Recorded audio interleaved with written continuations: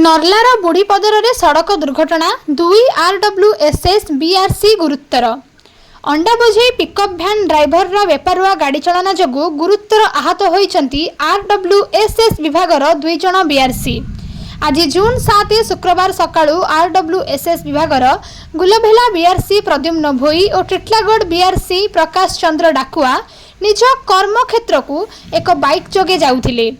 नर्ला थाना बुढ़ीपदर आगकु थिबा सबरपड़ा तारिणी मंदिर छक बुलाणी रे सेमानक बाइक को विपरीत पटरु आसुथिबा मसाणी बंधर एक अंडा बोझेई पिकअप भ्यान धक्का देइथिला।